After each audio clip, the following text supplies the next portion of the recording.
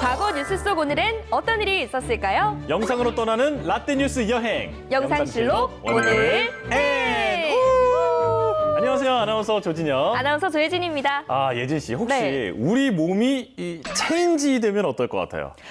선배의 몸과 제 몸이요? 네. 재밌을 것 같은데요? 네. 아니, 제가 최근에 네. 영화 그 체인지를 봤는데 이게 모범생과 말썽꾸러기인 두 친구가 이 어떤 번개를 맞고 몸이 이제 바뀌는 내용이에요. 아니 근데 저도 어렸을 때 종종 내가 누군가 그 유명한 누군가와 바뀌었으면 좋겠다 이런 생각을 했던 적이 있거든요. 네. 진혁 씨는 혹시 그런 사람이 있어요?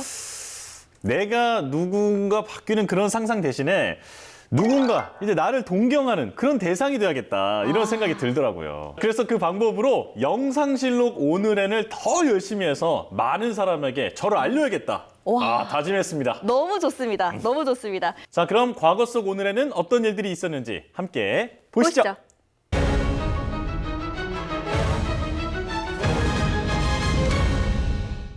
2014년 3월 10일 일본 사이타마현 아사카시에 살던 중학교 1학년 소녀가 집에 귀가하는 모습만 남긴 채 실종됐습니다.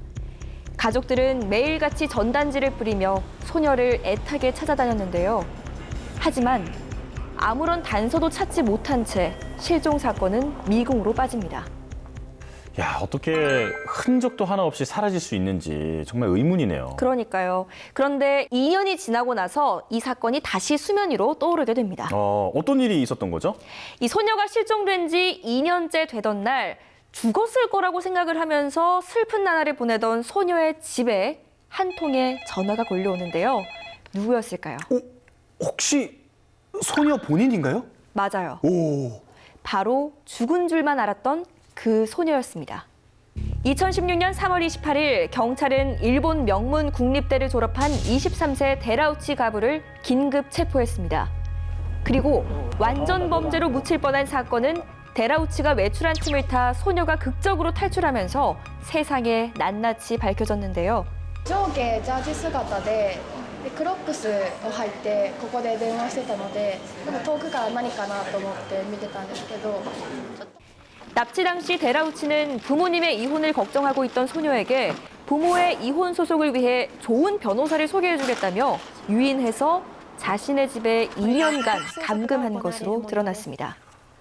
아니, 살아 있었다니 정말 다행이긴 한데, 아니, 2년간 집에 감금을 했다고요? 맞아요. 이 범행 이유도 너무 황당했던 게 중학교 때부터 여자아이를 납치하고 싶었던 그 괴상한 욕망이 있었다고 해요. 데라우치는 학교에서 착실하고 똑똑한 인재였고 동네에서는 예의 바른 명문대생으로 알려져 있었습니다. 그래서 일본 사회가 더 큰 충격에 빠졌습니다. 아니, 그러면 이 납치 감금 사건이 그렇게 충동적인 사건은 또 아닌 것 같아요. 맞아요. 계획적이었어요. 이 범인은 인터넷으로 유괴 장소를 미리 물색을 했고 여러 차례 현장을 답사하던 중 혼자 집으로 향하던 소녀를 발견했는데요. 결국 집까지 따라가서 현관 앞 우산에 적힌 소녀의 이름을 기억을 하고 친근하게 다가갔다고 해요. 그리고 그 뒤에 범행을 저지른 거죠. 이게 치밀한 계획 끝에 어떤 그런 완전 범죄를 좀 꿈꿨던 게 아닌가, 이런 생각이 드는데, 자, 그래도 탈출 후에 범인까지 잡히게 돼서 정말 다행이네요. 맞아요. 자, 그러면 이번에는 1988년으로 떠나보겠습니다. 1988년 3월 28일 파나마의 수도 파나마시티의 거리에서 많은 시민들의 시위가 벌어졌습니다. 이 시위의 이유는 바로 당시 장군이었던 노리에가의 퇴진 요구 때문이었는데요. 군인들은 시민들에게 해산을 명령했지만 오히려 시위대의 규모가 더 커졌습니다. 당시 장군이었던 노리에가가 어떤 사람이었길래 그런 건가요? 육군 장교 출신이었는데요. 이 1969년 오마르 토리호스의 군사 쿠데타 후에 군 정보사령관에 취임했습니다.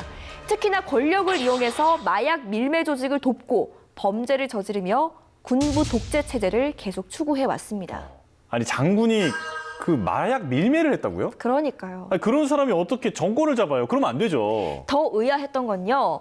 이 사실 노리에가는 1966년부터 CIA를 위해서 일을 했었던 사람입니다. 그러니까 미국의 마약 단속에도 적극적으로 협력을 했었던 사람이었던 거죠. 1988년 초부터 중남미에는 민주화 물결이 일기 시작했는데요. 당시 파나마의 최고 사령관이었던 노리에가의 정권에도 영향이 있었습니다. 그해 2월 미국 법무부가 그를 마약 밀매 혐의로 기소했고 파나마 대통령 델바에는 노리에가를 해임했습니다. 1989년 12월 미국은 전면적인 파나마 침공을 단행, 파나마 군부 정권을 전복시킨 후 노리에가를 체포했습니다. 자, 그렇다면 노리에가는 체포된 뒤에는 어떻게 됐나요? 미국에서 수감 생활을 했습니다. 2011년 12월 11일 조건부로 석방이 됐고 고국으로 송환이 됐는데요. 그리고 2017년 5월 29일 뇌출혈 등 수술 후유증으로 사망했습니다. 그러면 이번에는 2016년으로 떠나볼까요? 2016년 3월 28일 파키스탄 전국 학교에서 휴교령을 선포했습니다. 휴교령의 이유는 27일 파키스탄 어린이 공원에서 발생한 자폭 테러 때문이었는데요. 이 자폭 테러로 현장에서 72명이 숨지고 300명 이상이 부상당했습니다. मैंने खुद अपने हाथों से 20 बच्चों को उठा के जिन्ना हॉस्पिटल छोड़ के आया हूँ एम्बुलेंस में डाल के। इसके अलावा एसएसपी की गाड़ी थी, गाड़ी के अंदर मैंने 3 डेड बॉडियां लेके गया हूँ जिन्ना हॉस्पिटल। अल्लाह खैर करे, उस वक्त झूले चल रहे थे एकदम। 아니, 자폭 테러 자체도 정말 뭐 충격적인 일인데 이게 어린이 공원이었다는 거 아니에요? 그럼 어린이들도 많았을 거 아니에요? 맞아요. 이 희생자는 대부분 부활절 행사에 참석한 여성과 어린이들, 또 그리고 그곳에 놀러 왔던 가족들이었어요. 아, 피해자의 상당수가 어린이였다라고 하니까 더 충격적이네요. 그리고 이 테러로 인해서 사람들이 피를 많이 흘렸는데 다행히 시민들이 헌혈을 하기 위해서 병원으로 몰렸다고 해요. 파키스탄은 전체 인구의 97%가 이슬람 교도며 힌두교와 기독교 신자는 소수였는데요. 기독교를 믿는 사람들을 처단하기 위해 부활절 행사를 겨냥한 거죠. 그리고 테러범은 이슬람 수니파 극단주의 무장조직 파키스탄 탈레반의 강경 분파인 것으로 밝혀졌습니다.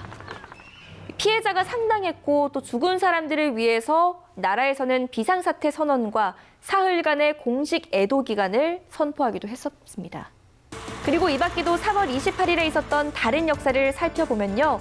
1969년 3월 28일 제34대 미국 대통령 아이젠하워가 향년 78세로 월터리드 육군병원에서 운명했습니다. 1979년 3월 28일에는 미국 스리마일 섬에 설치된 원자력 발전소에서 방사능 누출 사고가 발생했습니다. 그리고 1995년 3월 28일 국방부가 순수 국내 기술로 개발해온 단거리 지대공 미사일 천마의 시험 발사에 성공했습니다.